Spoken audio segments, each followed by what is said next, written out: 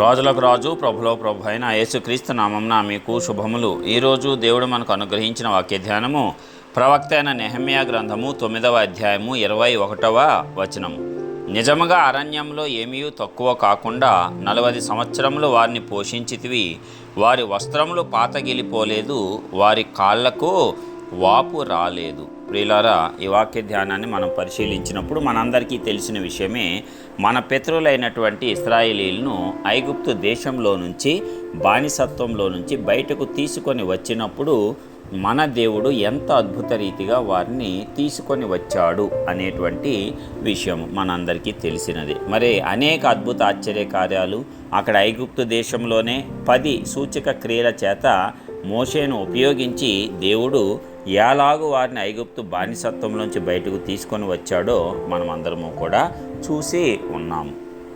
అదేవిధంగా తీసుకురావటమే కాదు, తీసుకువచ్చినటువంటి వాడు పోషించాడు. మరి అరణ్యంలో అన్ని లక్షల మందికి ఆహారం ఎక్కడ దొరుకుతుంది?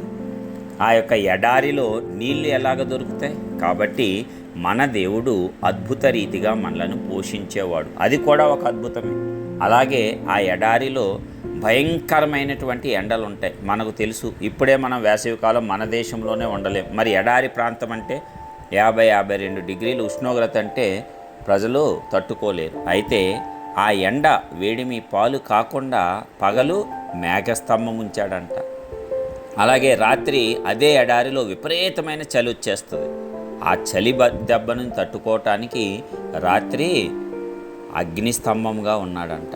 చూడండి ఎంత చక్కగా మరి మన పట్ల ఆయన శ్రద్ధ తీసుకుంటున్నాడు అనేది మనం గమనించాలి. కాబట్టి 1-2 రోజులు కాదు, 40 సంవత్సరాలు అలాగ వారిని నడిపిస్తూ ఉన్నాడు, వారిని పోషిస్తూ ఉన్నాడు. ఇంకా అద్భుతం ఏంటంటే ఇక్కడ చెప్పినటువంటి వచనంలో ఉన్నదే, వారి యొక్క వస్త్రములు పాతగిలిపోలేదు, వారి కాళ్లకు వాపు రాలేదు. అరణ్యంలో వస్త్రాలు ఎక్కడ కొనుక్కుంటారు, ఎక్కడ కుట్టించుకుంటారు? అయితే వారి వస్త్రములు పాతగిలిపోలేదంట. ఎన్ని సంవత్సరాలు? 40 సంవత్సరాలు. 40 సంవత్సరాలు ప్రతిరోజు నడుస్తూనే ఉన్నారు. అప్పుడప్పుడు ఆగటం, మళ్ళీ నడవటం. నడకైతే కామను. మరి అంత నడిచేటప్పుడు కాళ్ళు ఏమైపోవాలి? వాచిపోవాలి. కాళ్ళకు వాపే రాలేదంట. దేవుడి యొక్క ప్రణాళికలో దేవుడు నడిపించినప్పుడు, దేవుడు మనకు తోడుగా ఉన్నప్పుడు జరిగేటువంటి అద్భుతాలు ఇవే. నీవు కూడా నీ సేవా జీవితంలో ప్రయాస పడుతున్నావా? దేవుడు పిలిచాడు, నడిపిస్తున్నాడా? ఏది నీకు తక్కువ కాదు. అది అరణ్యమైనా, అది ఎడారి అయినా. కాబట్టి విశ్వాసంతో మనం ముందుకు సాగిపోవాలి. ఇలాంటివన్నీ మనం జ్ఞాపకం చేసుకున్నప్పుడు మనకు ధైర్యం వస్తుంది. అవును, ఆనాడే నా పితరులను పోషించిన దేవుడు ఈనాడు నాకు ఇన్ని గొప్ప మేలులు చేయలేడా అనేటువంటి ధైర్యము, విశ్వాసం వస్తుంది. అందుకే దేవుని వాక్యాన్ని ప్రతిరోజు మనము ధ్యానింపబద్ధులమై ఉన్నాము. దాని ద్వారా మనము బలాన్ని తెచ్చుకుంటాం ఆత్మలో. ఆత్మ ఎప్పుడైతే బలం పొందుకుందో ఈ శరీరపరంగా కనిపించే ఏ కార్యాన్ని నీవు లక్ష్య పెట్టవు, దృష్టించవు, చక్కగా ముందుకు సాగిపోతావు. అది దేవుని సేవ అయినా, దేవుని కొరకు ఇంకే పనైనా సరే, దేవుని అందులో విశ్వాస కార్యం ఏదైనా సరే అత్యద్భుతంగా దేవుడు దానిని నీ పక్షంన నెరవేరుస్తాడు. ఆయన నీకు ఇమ్మానుయేలుగా తోడుగానే ఉంటాడు. అది కాబట్టి ఏమాత్రము భయము చెందకండి.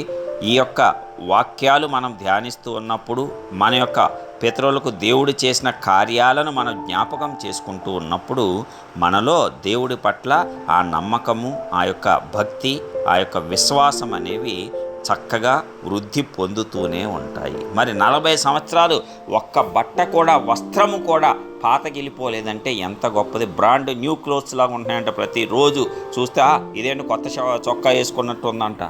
ప్రతిరోజు కాళ్ళు అసలు వాపే రాలేదంట. ఇంకా ఆకాశం నుంచి దేవదూతలు తినే మన్నా అనే ఆహారంతో పోషించాడు. దాహమెత్తే ఒక బండను కొడితే నీళ్ళు వచ్చాయి. ఇలాంటివి అనేకములు చేస్తూ ప్రతిరోజు అద్భుతం చూసినటువంటి వారు, అద్భుతంలోనే జీవితాన్ని కొనసాగించినటువంటి వారు 1-2 కాదు, 40 సంవత్సరాలు.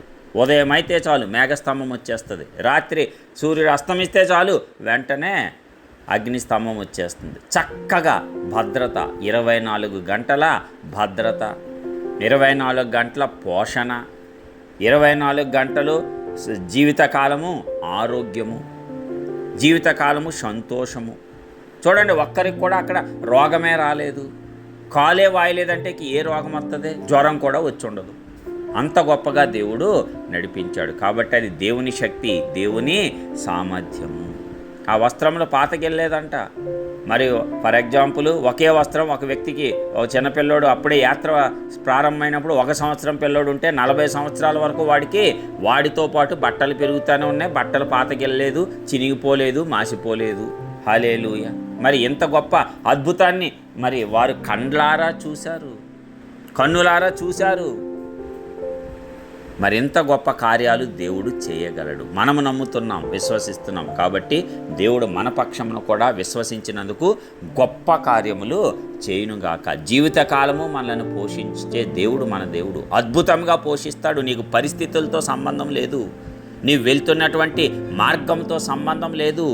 విశ్వాసంతో ఆధారపడు. అద్భుత రీతిగా సమస్తము చూసుకుంటాడు ఆయన. యెహోవా ఈరే అనేటువంటి నామము ఆయనకి తగిన నామము. కాబట్టి నమ్మకం ఉంచి, ధైర్యం ఉంచి, విశ్వాసంతో ముందుకు సాగిపోదాం. ప్రార్థిద్దాం.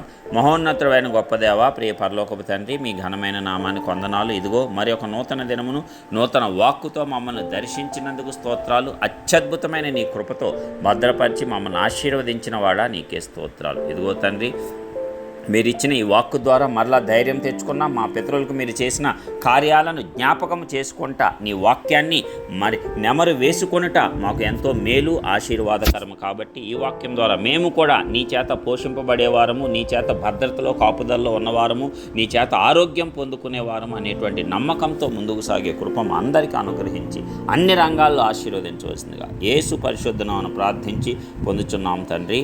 ఆమేన్.